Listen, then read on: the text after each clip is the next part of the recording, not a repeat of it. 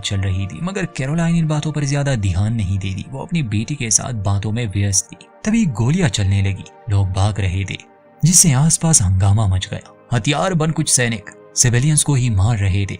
Caroline की बेटी अपनी माँ से कहती है कि हमें भागना चाहिए माँ, मगर कैरोलाइन उसे गाड़ी में छुपा देती है। अंत में बस यही दिखाया जाता है कि वो सैनिक गाड़ी का शीशा तोड़ देते हैं। आगे क्या हुआ ये नहीं दिखाया गया। कहानी कुछ साल आगे आती है, जहाँ दुनिया के हालात बद से बदतर हो चुके थे। इंसान अब जानवरों की तरह रह रहे थे। सिर्फ मिलिट्री का कंट्रोल था। अब एक ही नियम चलता था इस दुनिया में, मारो या फिर मरो। कैरोलाइन एड ने अपनी बेटी को खो दिया। मजबूरन उसे हथियार उठाना पड़ा।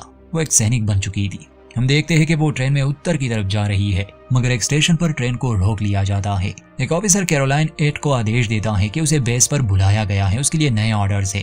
एड जाना नहीं चाहती थी, मगर मजबूर थी। एक लेफ्टिनेंट उसे लेने आता है, उसका नाम जैकब था। एड उसके साथ गाड़ी में बैठ जाती है। वो उसे बेस ले जाने वाला था। रास्ते में वो एड से कुछ सवाल भी पूछता है, मगर बजाय इसके कि वो उसे बेस पर ले जाए, वो एक टाउन की तरफ गाड़ी मोड़ देता है। एड को शुरू से पता था ये बेस का रास्ता नहीं। खैर, लेफ्टिनेंट कुछ सामान लेने नीचे उतर जाता है और एड से कहता है कि तुम गाड़ी में ही रहना। आसपास खतरनाक लोग थे। कैरोलाइन उसकी बात नहीं सुनती और बाहर आकर लोगों से मिलने की कोशिश करती है, तो वो लोग उस पर हमला करते हैं, मगर एड के पास हथियार थे और चलाना वो अच्छे से जानती थी। लेफ्टिनेंट को वही छोड़कर वो गाड़ी में उस जगह से निकल जाती है और सीधा आती है बेस पर। आते ही सैनिक उस पर बंदूक तान लेते हैं। उससे पूछा जाता है कि दूसरा सैनिक कहाँ है। हाथ में ऑर्डर लिए एड बताती है कि वो यहाँ तक नहीं पहुँच पाया। वो पूरा किस्सा नहीं बताती कि असल में उसने रास्ता बदला था। फिर उसे अंदर आने की इजाजत मिल जाती है। एड की मुलाकात कुछ सैनिकों से होती है, जिन्हें उसी की तरह बेस पर बुलाया गया था। ये 3 लोग थे। एक का नाम डेविड, दूसरे का एरिक और तीसरे का सैम था। मगर डेविड को उन सभी बेस की जानकारी थी जो इस सेना के कंट्रोल में थे। जब वो सैम को देखता है तो तुरंत ही पहचान लेता है कि ये बेस 15 से आया है, जिस पर कल रात हमला हुआ था और वहां मौजूद हर इंसान मारा गया। सिर्फ सैम बच गया क्योंकि उसे यहाँ आने के ऑर्डर्स मिले थे। उसे पता नहीं था कि उसके बेस पर हमला हुआ है। डेविड के मुंह से ये बात सुनकर वो बहुत परेशान हो जाता है। ये सभी बात कर रहे थे कि तभी इनके पास कैप्टन फॉर्सबर्ग आती है, जो उन्हें कर्नल रेड के पास ले गई। इतना तो साफ था कि इन चारों को यहाँ किसी खास मिशन के लिए लाया गया था। कैप्टन बताती है कि बाहर हालात बहुत खराब है। दुश्मनों ने हमारे 3 बेस तबाह कर दिए। मीलों तक जमीन उनके कब्जे में है। हमारे हजारों लोग मारे जा चुके हैं और कुछ ही दिनों में वो हमारा ये बेस भी तबाह कर देंगे।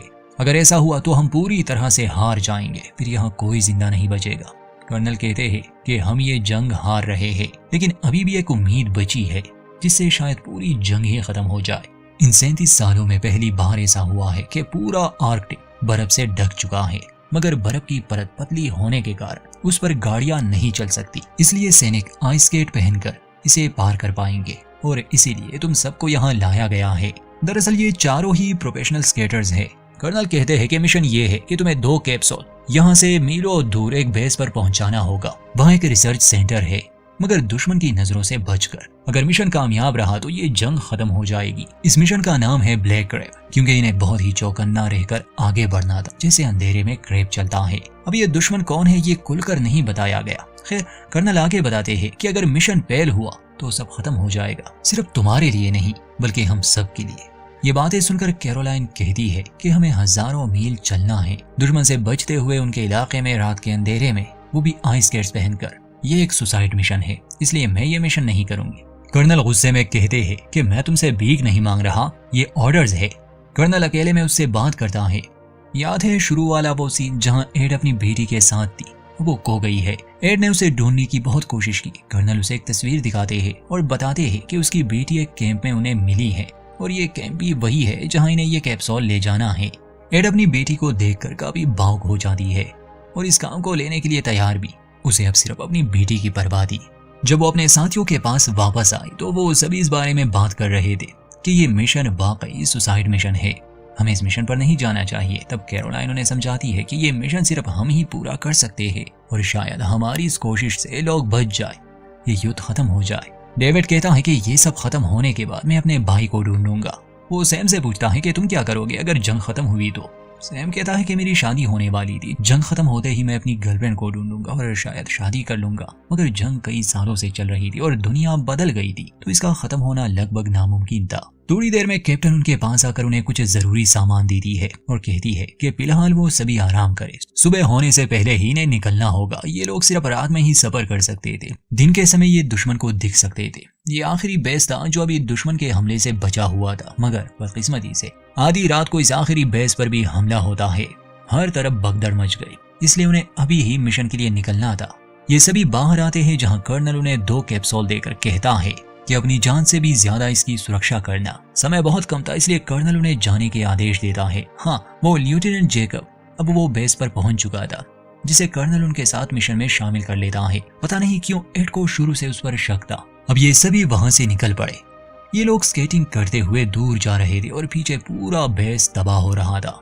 पूरी रात स्केटिंग करने के बाद सुबह होने पर कैप्टन सबको आराम करने को कहती है और ये भी कि अब वो अंधेरा होने के बाद ही आगे बढ़ेंगे, वरना दुश्मन की नजरों में आने का खतरा है। अब इसी बीच वहां की बर्फ टूटने लगी और कैप्टन सीधा पानी में गिर गई। उसे देखकर सभी बर्फ पर लेट गए, क्योंकि उनके गिरने का भी खतरा था और सोचने लगे कि उसे कैसे बचाए। मुसीबत ये थी कि वो कैप्सूल्स भी कैप्टन के पास ही थे, इसलिए कैरोलाइन ज्यादा नहीं सोचती। वो सीधा बर्फीले पानी में कूद पड़ी। वो जानती थी कैप्टन की जान बचाना मुश्किल है, क्योंकि वो पानी में आगे निकल गई थी। बर्फ की परत कहीं पतली तो कहीं मोटी थी। कैप्टन को निकालना मुश्किल था, इसलिए वो कैप्सूल का बैग लेकर ऊपर आ जाती है। लेकिन इस सब में उसकी हालत भी बिगड़ गई। उसकी जान बचाने के लिए सभी पास के घर में आ गए, जहां वो आग जलाते हैं ताकि एड की जान बचा सके। उसकी जान तो बच जाती है। अब क्योंकि कैप्टन की मौत हो गई थी, तो डेविड कहता है कि हम चेन ऑफ कमांड को ही फॉलो करेंगे। लेफ्टिनेंट जेकब का रैंक ऊंचा है, इसलिए अब से वही ऑर्डर्स देगा। एड इस फैसले से खुश नहीं थी। कहती है कि जेकब ही क्यों, ये तो ब्रीफिंग में भी मौजूद नहीं था। ये किसी और की जगह यहाँ आया है, इसे मिशन के बारे में कुछ पता नहीं। इस बात पर दोनों में बहस छिड़ जाती है, क्योंकि एड को लेफ्टिनेंट पर शक था, मगर डेविड उसे मना लेता है। ये सभी एक इमारत में छुपे थे और असल में ये दुश्मन का इलाका था। रात को जब कैरोलाइन और बाकी सब आराम कर रहे थे, तभी उसे कुछ आवाजें आती है। तो सैम किसी से रेडियो पर संपर्क कर रहा था और उसी समय दुश्मन का हेलीकॉप्टर भी वहां आ चुका था। वो सभी जल्दी से अपना सामान लेकर भागते हैं और हेलीकॉप्टर उस घर को धमाके से उड़ा देता है। ये देखकर कैरोलाइन सैम के सर पर बंदूक तानती है और पूछती है कि तुम किससे संपर्क कर रहे थे। तो सैम कहता है कि मैं सिर्फ अपने बेस से संपर्क करने की कोशिश कर रहा था। मैं गद्दार नहीं हूँ, झूठ नहीं बोल रहा। तुमने बताया था कि हमारे बेस पर हमला हुआ था। मुझे जानना है कि क्या मेरी गर्लफ्रेंड जिंदा है या नहीं। डेविड कहता है कि इसे मार दो। मुझे तो लगता है ये दुश्मन से संपर्क कर रहा था, वरना उन्हें हमारे बारे में कैसे पता चलता। तो जेकब कहता है कि इसे मारो मत, बस इसके हथियार छीन लो। ये बिना हथियारों के आगे बढ़ेगा। ये लोग आगे बढ़ने का फैसला करते हैं। ये एक जमी हुई नदी के ऊपर जा रहे थे। एक जगह पहुंचकर ये देखते हैं कि बर्फ के नीचे बहुत सारी लाशें हैं और ये दिल दहला देने वाला दृश्य था। तभी वहां से एक और हेलीकॉप्टर गुजर रहा था जो इन्हें देख लेता है। उससे बचने के लिए ये सब अलग अलग दिशाओं में भागते हैं। वो इन पर गोलियां चला रहा था। ये लोग एक ब्रिज के नीचे चूक गए। फिलहाल के लिए ये बच गए थे। जेकब कहता है कि हम थोड़ी देर यहाँ रुकेंगे और फिर आइलैंड पर जाएंगे। वो कभी भी लौट कर आ सकते हैं। कुछ देर बाद वो आगे बढ़ते हैं और आसपास कुछ घरों की तलाशी लेते हैं। तभी उन्हें एक बांध नजर आया जिसमें बिजली जल रही थी। ये छापा मारकर देखते हैं तो इन्हें पता चलता है कि यहाँ एक बूढ़ा कपल रहता है। वो बुजुर्ग लोग इन्हें खाना खिलाते हैं। जेकब पूछता है कि तुम लोग यहाँ से गए क्यों नहीं। आदमी बताता है कि हमने सोचा रेफ्यूजी कैंप में मरने से बेहतर हम अपने घर में ही अपने आखिरी दिन गुजार ले। जब ये बातें कर रहे थे तो कैरोलाइन के हाथ से सूप का प्याला गिर जाता है। जैसे ही वो उसे उठाने झुकती है, वो मेज के नीचे लगी गन देखती है, यानी कि ये लोग भी उनके दुश्मन थे। इससे पहले कि कैरोलाइन कुछ कर पाती, बूढ़े आदमी ने बंदूक चला दी। बदले में ये लोग भी गोलियां चलाते हैं और इस सब में उस बूढ़े कपल के साथ साथ सैम की भी मौत हो गई, जबकि डेविड घायल था। उसे पेट में गोली लगी थी। इस बीच सैम के रेडियो पर कोई संपर्क कर रहा था। एरिक उससे बात करता है तो वो एक लड़की थी। वो खुद को सैम की गर्लफ्रेंड बता रही थी, जो सुनकर इन सभी को दुख होता है, क्योंकि सैम सच बोल रहा था और अब वो रहा भी नहीं।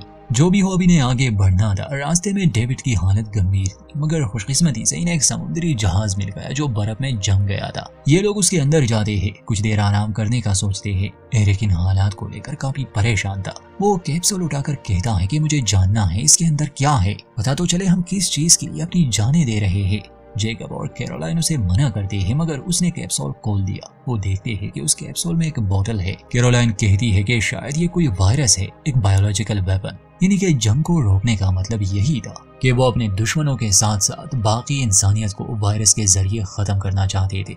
इस बात से वो चारों हैरान थे। फिर ये जहाज की छानबीन करने में लग गए और इस बीच डेविड खुद को गोली मारकर अपना किस्सा खत्म कर देता है। कैरोलाइन कहती है कि गोली की आवाज से शायद दुश्मन यहाँ पहुंच सकते हैं, हमें निकलना होगा। एरिक कहता है कि यहाँ हमारे साथी मर रहे हैं और तुम्हें कोई परवाह भी नहीं। कैरोलाइन कहती है कि मैं यहाँ मरने नहीं आई और सिर्फ मिशन ही मायने रखता है, इसलिए जरूरत पड़ी तो मैं अकेले ही आगे बढ़ूंगी, क्योंकि कैरोलाइन के दिमाग में बस एक ही बात है कि उसे अपनी बेटी को बचाना है। अब कैरोलाइन अकेले ही कैप्सूल लेकर आगे बढ़ती है।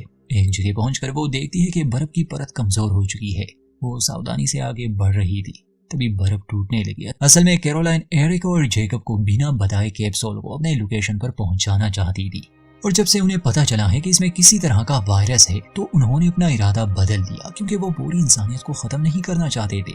एड को इंसानियत की परवाह नहीं थी, वो बस अपनी बेटी को पाना चाहती थी। तो जब उन दोनों को पता चलता है, एड को रोकने के लिए वो भी पहुंच गए। एड फंसी हुई थी। एरिक और जेकब रस्सी की मदद से उसे बचाते हैं, मगर वो कैप्सूल उससे ले लिया जाता है।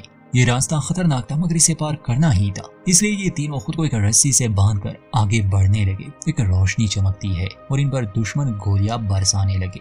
एरिक असल में एक स्नाइपर था। वो अपनी बंदूक से निशाना लगाकर दुश्मनों को मार गिराता है, जिसके बाद वो उन्हीं के बनाए कैंप में रात गुजारने का फैसला करते हैं।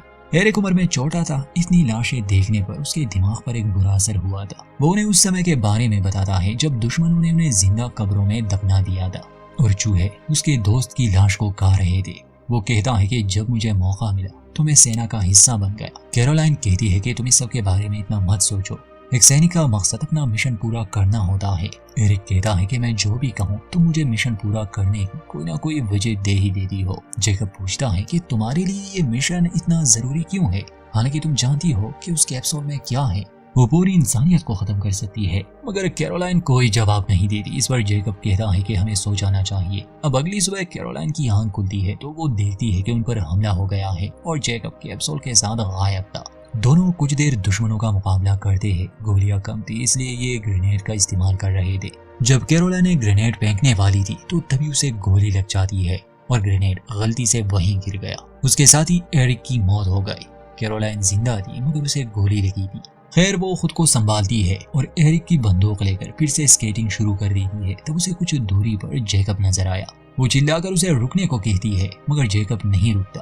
असल में वो उस कैप्सूल को नष्ट करना चाहता था, इसलिए उसे जेकब पर गोली चलानी पड़ी। गोली लगने से जेकब जख्मी हो गया। कैरोलाइन उसके पास आकर कैप्सूल छीनने लगती है। जेकब उसे कहता है कि ऐसा मत करो, करोड़ों लोगों की जान चली जाएगी अगर ये वायरस फैल गया तो। ये कैप्सूल दुश्मन को मारने के लिए नहीं, आम लोगों को मारने के लिए है। मासूम लोगों की जान चली जाएगी, जरा सोचो इस बारे में। मेरी मानो और ये कैप्सूल यही पानी में फेंक दो। कैरोलाइन उसकी बात नहीं सुनती, क्योंकि उसे अपनी बेटी को बचाना था। वो कैप्सूल लेकर आगे बढ़ती है, लेकिन उसकी हालत बिगड़ रही थी और एक समय आता है जब वो नीचे गिर गई। तभी उसके पास दो लोग आए जो घोड़े पर सवार थे। वो कैरोलाइन को एक कोड वर्ड बोलते हैं, ब्लैक। तो कैरोलाइन को अपने मिशन का नाम याद आता है और वो उस कोड का जवाब क्रैब देती है, जिसके बाद वो बेहोश हो गए।